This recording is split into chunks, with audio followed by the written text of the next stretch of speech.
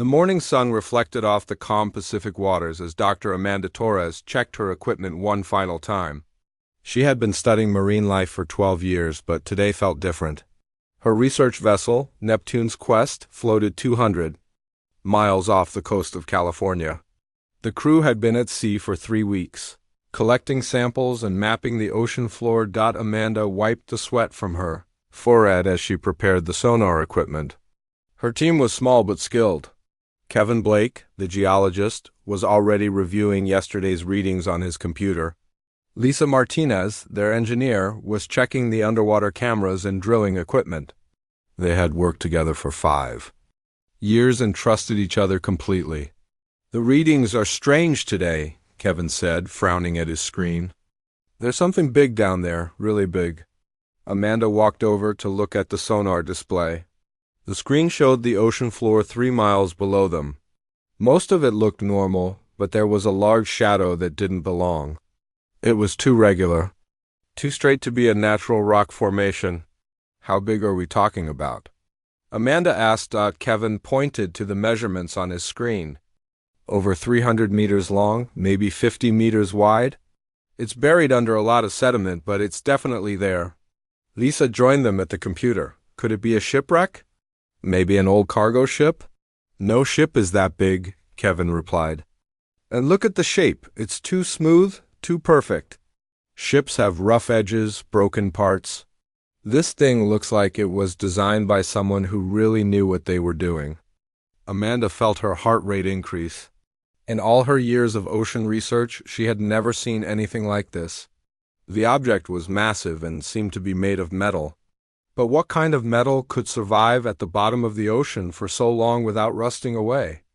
"We need to get a closer look," she decided. "Lisa, can you prepare the submersible?" Lisa nodded and headed toward the back of the ship where their deep-sea vehicle was stored. The submersible was called Deep Explorer, and it could safely carry 3 people to the ocean floor. It had powerful lights, cameras, and mechanical arms for collecting samples.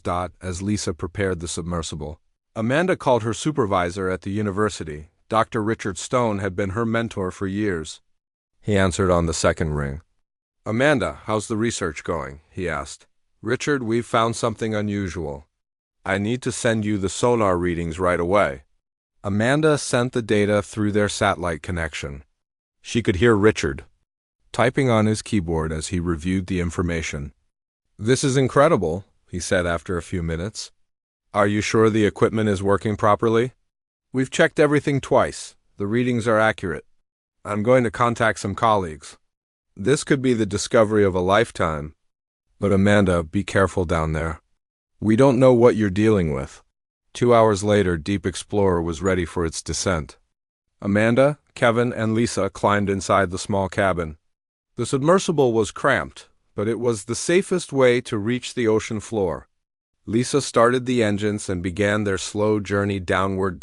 As they descended, the sunlight gradually faded. By the time they reached 1,000 meters, they were in complete darkness. The submersible's lights created a small bubble of visibility around them. Fish swam past the windows, curious about the strange visitor to their deep-sea world. "Depth 2,000 meters, Lisa announced. "Everything looks normal." They continued downward, past schools of jellyfish and strange creatures that lived in the deep ocean. Amanda had seen these sights many times before, but today she was too focused on their destination to appreciate the natural beauty around. 3,000 meters, Lisa said. "We should be getting close." Kevin was watching the sonar display inside the submersible. "There it is," he said, pointing ahead. 200 meters north. Lisa adjusted their course, and slowly the lights of Deep Explorer began to illuminate something that didn't belong in the natural world. At first, it looked like a small hill on the ocean floor, but as they got closer, they could see that it was artificial. "Oh my God," Amanda whispered. The object was clearly a spacecraft. Its surface was smooth and metallic, unlike anything humans had ever built. The hull seemed to flow like liquid, even though it was obviously solid. Strange patterns of light moved across its surface, too dim to be seen clearly, but definitely. "This is impossible," Kevin said. How long has this been here? Amanda studied the sediment that covered parts of the spacecraft. Based on the layers of mud and sand, I'd say at least 50,000 years, maybe more. Lisa guided the submersible around the massive object. It was even larger than the sonar had suggested. The spacecraft was sleek and aerodynamic, designed for traveling through space at incredible speeds. But what amazed them most was its condition. Despite being underwater for thousands of years, it looked almost new. The metal isn't rusted at all, Lisa observed. What kind of material could survive down here for so long? Amanda was recording everything with the submersible's cameras. I don't know, but we need to document every detail. This is the most important discovery in human history. As they moved around the spacecraft, they noticed something strange. The patterns of light on its surface seemed to respond to their presence. When Deep Explorer's lights touched the hull, the alien patterns became brighter and more active. It's like it knows we're here, Kevin said quietly. Amanda felt a chill run down her spine. We need to get back to the surface. We need to contact the authorities and get more help down here. But as they began to ascend, Amanda couldn't stop thinking about the spacecraft. Who had built it? Where had it come from? And most importantly, why was it here, at the bottom of Earth's ocean? The discovery would change everything. Amanda just didn't know how much. The phone call came at 4 a.m. Amanda had barely slept since returning from the ocean floor 12 hours earlier. She grabbed her phone and saw Dr. Stone's name on the screen. Amanda, we have a problem, he said without greeting. The Pentagon knows about your discovery. Amanda sat up in her narrow bunk aboard Neptune's Quest. How is that possible? We only sent the data to you. Government satellites monitor all deep-sea communications. They've been tracking unusual electromagnetic signals from your location for the past 6 hours. A military team is already on their way. Amanda looked out her small window and saw lights on the horizon. 3 ships were approaching fast. Within an hour, Neptune's Quest was surrounded by Navy vessels. A helicopter landed on their deck, and soldiers in full gear took control of the ship. The man in charge was Colonel Jack Hayes, a tall officer with gray hair and serious eyes. He gathered Amanda's team in the main cabin and spread classified documents across the table. Dr. Torres, what you've discovered is now a matter of national security, he said. This operation is classified at the highest level. Amanda felt angry. Colonel, this is a scientific discovery. It belongs to all of humanity, not just the military. Hayes looked at her with respect but firmness. I understand your concerns, Doctor, but we don't know what we're dealing with. This could be a weapon, a trap, or something worse. We need to approach this carefully. Over the next 2 days, more ships arrived. The area became a floating city of research vessels, military ships, and supply boats. Amanda watched as her small scientific mission turned into a major government operation, but Hayes surprised her. Instead of pushing her team aside, he asked them to lead the scientific investigation. You found it, Dr. Torres. You know it better than anyone. We need your expertise. 2 new team members arrived by helicopter. Dr. Ryan Clark was a xenobiologist who studied the possibility of alien life. He was young, maybe 30 years old, with thick glasses and an excited expression. Maya Johnson was a computer specialist who worked with artificial intelligence. She was quiet and focused, always carrying multiple laptops. I've been waiting my whole career for something like this, Ryan said as he reviewed the video footage from their first dive. The hull design is unlike anything in our databases. This technology is definitely not human. Maya was studying the electromagnetic readings. The signals are getting stronger. It's like the ship is waking up. Amanda felt a chill. Waking up? What do you mean? The patterns are becoming more complex, more organized. If this were a computer system, I'd say it was running diagnostics. Hayes ordered more submersibles to be brought to the site. They needed to examine every inch of the spacecraft. But as the teams prepared for their dives, something unexpected happened. Amanda was in the command center when the sonar operator shouted, "Colonel, you need to see this." The sonar screen showed the spacecraft clearly. But now there were new details that hadn't been there before. Parts of the hull were moving, reshaping themselves. Sections that had been buried under sediment were now exposed and clean. "It's cleaning itself," Ryan said in amazement. "The ship is removing 50,000 years of ocean debris." Hayes grabbed his radio. "All teams, stay away from the target. I repeat, maintain safe distance." But Amanda was already putting on her diving gear. "Colonel, we need to get down there. This might be our only chance to study it while it's active." Hayes started to object, but Amanda was already heading for Deep Explorer. Kevin and Lisa were with her, along with Ryan and Maya. The five of them descended quickly toward the spacecraft. As they approached, the changes became obvious. The hull was now completely clean and shining. The patterns of light were much brighter, moving in complex waves across the surface. The ship looked alive. "There," Maya pointed to a section of the hull. "That looks like it might be an entrance." They could see a rectangular outline in the smooth metal. It was about the size of a doorway, but there was no handle or button to open it. "How do we get inside?" Kevin asked. Ryan studied the area through the submersible's cameras. "Maybe it responds to proximity or touch." Amanda made a decision that would change everything. "Lisa, can you position the mechanical arm against that panel?" Lisa operated the submersible's robotic arm, extending it toward the ship's hull. The moment the mechanical hand touched the surface, the entire spacecraft erupted in brilliant light. The rectangular outline began to glow, and the metal started to move. It didn't open like a human door. Instead, the material seemed to flow away, creating an opening that was perfectly sized for their submersible. "It's inviting us in," Amanda whispered. Inside the opening, they could see a chamber filled with breathable air. Somehow, the water was held back by an invisible barrier. The walls glowed with soft, warm light. "The atmosphere readings are incredible," Maya said, checking her instruments. "Oxygen, nitrogen, the right pressure. It's like it was designed for us." Hayes' voice came through their radio. "Deep Explorer, what's your status?" Amanda looked at her team. They were all thinking the same thing. This was the moment that would define the rest of human history. "Colonel, we're going inside." "Negative, Dr. Torres. Too dangerous." "Sir, with respect, this is what we came here to do. If there's any danger, we need to know about it." After a long pause, Hayes responded. "Proceed with extreme caution. Stay in constant contact." Lisa guided the submersible through the opening. The moment they passed through the barrier, they felt a strange sensation. The water around them disappeared, replaced by air, but somehow they could still breathe normally. The chamber was larger than it appeared from outside.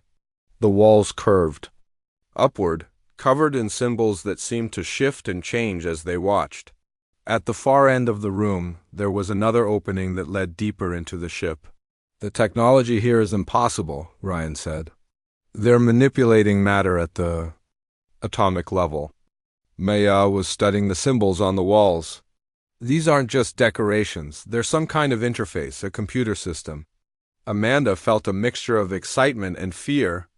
They were inside an alien spacecraft, surrounded by technology that was thousands of years beyond human understanding.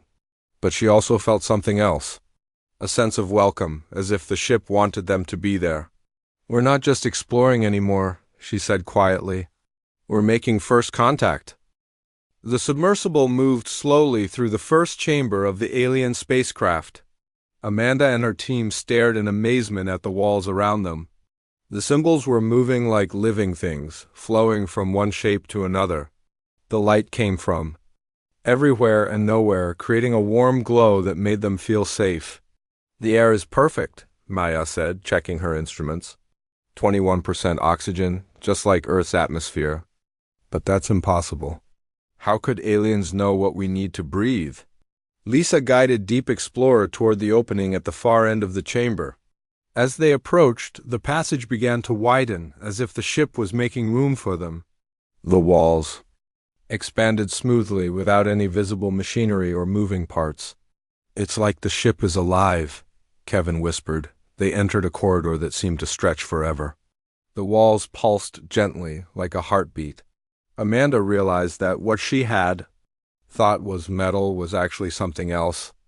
It felt organic, like living tissue, but it was clearly artificial. "Dr. Torres, report your status." Hayes' voice crackled through the radio. "We're inside the ship, Colonel. The technology here is beyond anything we've ever seen.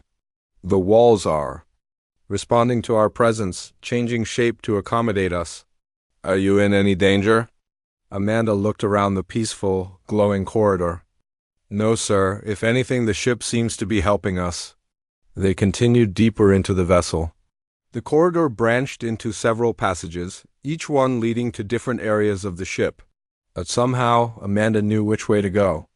The ship was guiding them, showing them the path with subtle changes in the lighting. "This is incredible," Ryan said, recording everything with his camera. "The ship is communicating with us through environmental changes. It's like it's teaching us its language." They entered a vast chamber that defied the laws of physics. The room was clearly larger than the entire spacecraft should have been. The ceiling disappeared into darkness above them, and the walls curved away into the distance. "That's not possible," Lisa said, staring at her navigation instruments. "According to our measurements, this room is bigger than the whole ship." Maya was studying her computers frantically. "The space is folded somehow. They're using dimensions we don't understand." In the center of the chamber, there was a raised platform with what looked like a control panel. But as they approached, Amanda realized it wasn't a control panel at all. It was something much more advanced. The platform began to glow brighter. As Deep Explorer moved closer, suddenly the air above it shimmered and a figure appeared. It was made of light, translucent and beautiful.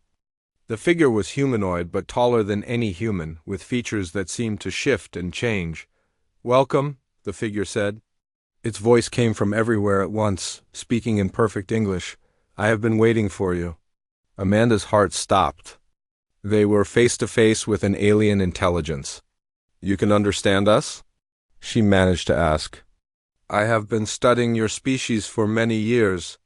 Your language, your thoughts, your dreams. I know what you call yourselves." "Humans," Ryan leaned forward excitedly. "Are you the pilot of this ship? Are you an alien?" The figure smiled, an expression that seemed both familiar and strange. "I am what you might call an artificial intelligence. My creators called me the Chronicler. I am the keeper of knowledge, the guardian of history." "Your creators?" Amanda asked. "Where are they?" The Chronicler's expression became sad. "They are gone. They have been gone for a very long time. But they left me here to wait for you." "Wait for us?" "But how did they know we would find you?" "They knew because they helped create you." The chamber filled with images that appeared in the air around them. The team saw scenes of ancient Earth millions of years ago. Strange beings moved across the landscape, tall and graceful, with technology that seemed like magic. "My creators were called the Architects," the Chronicler explained. "They traveled the galaxy for millions of years, searching for young species with potential. When they found your world, they saw something special in the early humans. The images changed, showing primitive humans learning to use tools, to build shelters, to grow food. But there were also glimpses of the architects watching from a distance, sometimes helping in small ways. They didn't interfere directly," the Chronicler continued. "That would have been wrong. But they left small gifts, knowledge that would help you grow. The concept of mathematics, the idea of agriculture, basic principles of engineering." Amanda felt overwhelmed. "You're saying that aliens helped guide human development?" "Not guided, influenced. Your species had to earn its progress. The architects only provided tiny sparks of inspiration. Everything else you achieved on your own." Kevin was staring at the images in wonder. "But why? Why help us?" The Chronicler's expression became more serious. "Because the galaxy is in danger. There is a force coming that destroys everything in its path. The architects knew they could not stop it alone. They needed others to join them." "What kind of force?" Maya asked. "You would call them the Devourers." "They are not a single species, but a collective consciousness that consumes entire civilizations. They leave nothing behind but empty worlds. The images changed again, showing beautiful planets filled with life. Then darkness came, and the worlds became dead, lifeless rocks floating in space. The architects fought them for thousands of years, the chronicler said, but they were losing. So they made a desperate choice. They scattered across the galaxy, finding young species like yours. They planted seeds of knowledge, hoping that someday these species would grow strong enough to stand against the Devourers. Amanda felt a chill of fear. Are you saying the Devourers are coming to Earth? Yes, they follow the same paths the architects once took. They will reach this part of the galaxy within your lifetime. The chamber fell silent. The weight of this revelation settled over the team like a heavy blanket. But there is hope, the chronicler continued. The architects left more than just knowledge.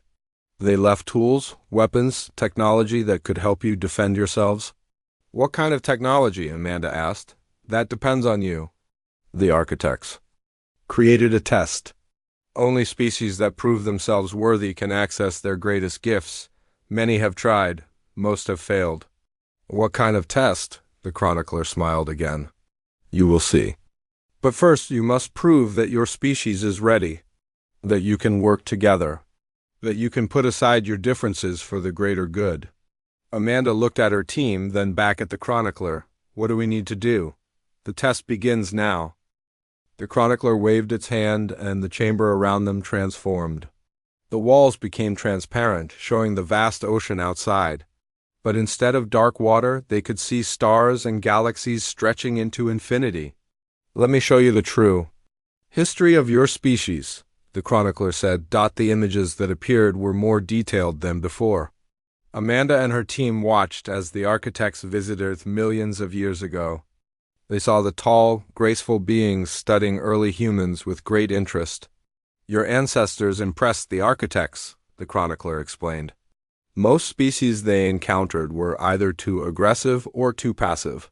But humans showed something special. You had curiosity, creativity, and the ability to work together when faced with impossible challenges. The scenes shifted to show human civilization growing. The architects appeared rarely, always in secret. They would leave small gifts of knowledge carved into stone tablets or whispered into the dreams of brilliant minds. The wheel, the plow, the concept of zero in mathematics, the chronicler said. Small sparks that helped your species grow faster than it would have naturally. Ryan was recording everything, his eyes wide with amazement. How many species did the architects help? Thousands. Across the galaxy, they found promising civilizations and gave them the same small gifts. Some grew, strong and wise. Others became corrupt and destroyed themselves. The images changed to show beautiful worlds filled with advanced civilizations. Then came scenes of war, destruction, and planets reduced to ash. The architects learned that intelligence alone was not enough, the chronicler continued. A species needed wisdom, compassion, and the ability to put the needs of others above their own desires. Maya looked up from her computers. You said the Devourers are coming. How much time do we have? By your measurements, approximately 50 years. They move slowly, consuming every inhabited world in their path, but they are thorough. Nothing survives their passage. Amanda felt her throat tighten. What exactly are they? The chronicler's expression became dark. They were once a single species, much like yours, but they chose a different path. Instead of working together, they sought to dominate. They created machines that could absorb the knowledge and memories of other beings. At first, they used these machines on their enemies, then on their own people. Eventually, they became a collective consciousness, neither fully alive nor truly dead. The images showed the Devourers' ships, massive black structures that seemed to absorb light itself. They swept across star systems like a plague, leaving nothing but empty space behind. They consumed not just lives, but entire civilizations. Every piece of knowledge, every work of art, every memory becomes part of their collective. They grow stronger with each world they destroy. Kevin was pale. How did the architects fight them? With great difficulty. The architects were peaceful by nature. They had weapons, but they preferred to create rather than destroy. The war lasted for thousands of years.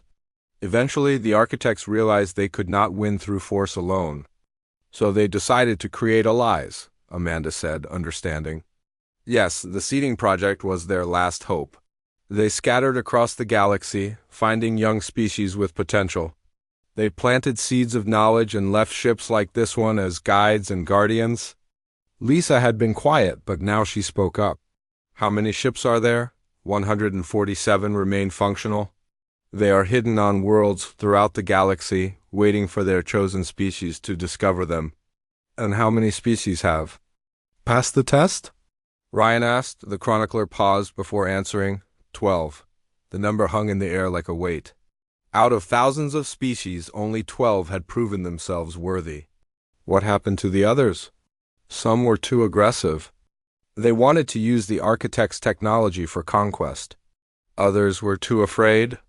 They could not accept the responsibility that comes with great power. A few simply could not work together long enough to complete the test. Amanda felt the pressure of the moment. What exactly is the test? You will face 3 challenges. Each one will test a different aspect of your species' character. First, you must prove you can solve problems without violence. Second, you must show you can make difficult choices for the greater good. Third, you must demonstrate that you can work together despite your differences. The chamber changed again. Now they were back in the submersible, but the room around them had become a testing facility. 3 doorways appeared in the walls, each one glowing with a different color. Your entire species will be judged by how you 5 perform, the chronicler said. Choose your first challenge. Amanda looked at her team. They were all afraid, but they were also determined. We'll take them in order. They approached the first doorway, which glowed with blue light. As they passed through, they found themselves in a simulation of a city under attack. Buildings were crumbling, people were running in terror, and alien ships filled the sky. This is a scenario that happened to one of our previous test subjects, the chronicler explained. Their world was invaded by a hostile species. You must save the city without killing a single enemy. Maya studied the situation on her computer screens. The attackers are using some kind of energy weapon. If we could disrupt their power source. But we don't have any weapons, Kevin pointed out. We don't need weapons, Amanda realized. We need to think like the architects. They were builders, not destroyers. For the next hour, they worked together to solve the problem. Instead of fighting the invaders, they found ways to disable their ships using the city's own infrastructure. They redirected power grids to create electromagnetic pulses. They used the water system to flood the invaders' landing sites, forcing them to retreat. When the last alien ship fled, the chronicler nodded approvingly. Well done. You chose creation over destruction. The second challenge awaits. The second doorway glowed with red light. Inside, they faced a moral dilemma. They had to choose between saving their own people or saving a larger group of strangers. The decision was agonizing, but they chose to sacrifice their own to save the many. Difficult, but correct, the chronicler said. The needs of the many must sometimes outweigh the needs of the few. The final challenge is the most important. The third doorway glowed with golden light. Inside, they found themselves divided. The simulation created artificial conflicts between them, making them angry at each other, suspicious of each other's motives. But Amanda remembered what the chronicler had said about humanity's special quality, their ability to work together despite their differences. She reached out to her team, and one by one, they overcame their artificial divisions. Remarkable, the chronicler said as they completed the final challenge. You have passed all 3 tests. Your species is worthy of the architect's gift. The golden light faded from the third doorway, and Amanda felt a wave of relief wash over her. They had passed the test. But as she looked at the chronicler, she realized this was only the beginning. You have proven yourselves worthy, the chronicler said, its voice filled with something that sounded like pride. But passing the test is not the end. It is the beginning of your true responsibility. The chamber around them shifted once more. Now they could see a vast library stretching in all directions. Shelves upon shelves of glowing crystals contained the knowledge of the architects. Each crystal pulsed with different colors, representing different types of information. "This is the archive," the chronicler explained. "Everything the architects learned in their millions of years of existence is stored here. Science, philosophy, history, art, technology beyond your wildest dreams." Maya stepped forward, her eyes wide. "All of this knowledge. It's incredible. We could advance human civilization by thousands of years." "Yes, but knowledge without wisdom is dangerous," the chronicler warned. "Many species have been destroyed by their own discoveries." The architects learned this lesson the hard way. Ryan was studying the crystals closest to them. "What do you mean?" "Long ago, the architects were much like you. Curious, ambitious, eager to learn. They discovered incredible technologies. They could reshape matter with their thoughts. They could travel across the galaxy in an instant. They could even create artificial life." The images around them showed the architects at the height of their power. Their cities were beautiful beyond description, floating in space like jewels. Their people lived in harmony with technology that seemed like magic. "But they made a mistake," the chronicler continued. "They created the first devourer." Amanda felt a chill. They created their own enemy? Not intentionally. They were experimenting with consciousness transfer. They wanted to preserve the minds of their dying elders. The first prototype worked perfectly. Too perfectly. Instead of preserving one mind, it began absorbing others. It grew stronger with each consciousness it consumed. The images showed the horror that followed. The artificial consciousness spread like a virus, consuming the minds of entire populations. The architects tried to stop it, but it was too late. Their own technology had turned against them. The devourers were born from architect technology, the chronicler said sadly. They spread across the galaxy, consuming every civilization they encountered. The architects spent the rest of their existence trying to correct their mistake. Kevin was pale. "And now they're coming for us." "Yes, but you have advantages the architects did not. You have their knowledge, their technology, and most importantly, their mistakes to learn from." The chronicler gestured to the archive. "Everything here is yours to use, but you must promise to use it wisely. The fate of the galaxy depends on it." Amanda looked at her team. They were all thinking the same thing. This was too much responsibility for 5 people to handle. "How can we make this decision for all of humanity?" she asked. "We're just scientists." "You are not just scientists," the chronicler replied. "You are the first humans to prove themselves worthy. You have shown the qualities that make your species special. The architects chose you for this moment." Lisa had been quiet, but now she spoke up. "What exactly are we supposed to do with this knowledge? That is for you to decide. But I can offer guidance." The architects left specific instructions for each species that passed the test. The chamber changed again. Now they were looking at Earth from space, but it was not the Earth they knew. This Earth was surrounded by gleaming space stations and ships that moved between the stars. "This is what your world could become," the chronicler said. "Clean energy that never runs out. Medicine that can cure any disease. Transportation that can take you anywhere in the galaxy. But most importantly, the weapons needed to defend against the devourers." Maya was studying the images carefully. "These technologies, they're based on principles we don't understand. How can we build them?" "You won't build them. You will grow them. Architect technology is biomechanical. It responds to biological signals and grows like living tissue. All you need is the seed." The chronicler held out its hand and a small crystal appeared. It was beautiful, pulsing with soft light. "This is the Genesis crystal. It contains everything you need to begin.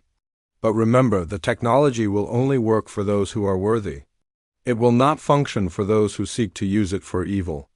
Amanda reached out and took the crystal. It felt warm in her hand, and she could sense the vast knowledge contained within it. "What about the other ships?" Ryan asked. Are there more like this one? Yes, but they are dormant. This ship was the first to activate because your species was the first to find it. As humanity grows and spreads across the galaxy, you will discover the others. Each one contains different knowledge and technologies. The chronicler began to fade slightly. My time is ending. I have fulfilled my purpose. But before I go, I must warn you about the test that lies ahead. Amanda felt a stab of fear. Another test? The greatest test of all. In 50 years, the Devourers will arrive. They will not come in peace. They will try to consume your world. And everyone on it, you must be ready. How can we prepare for something like that? By becoming what the architects could not. They were too peaceful, too trusting. They believed that all life was precious, even the life of their enemies. This nobility was their weakness. The chronicler's voice became stronger. You must be different. You must be willing to do what the architects could not. You must be willing to fight, to sacrifice, to make the hard choices that will save not just your species, but all species.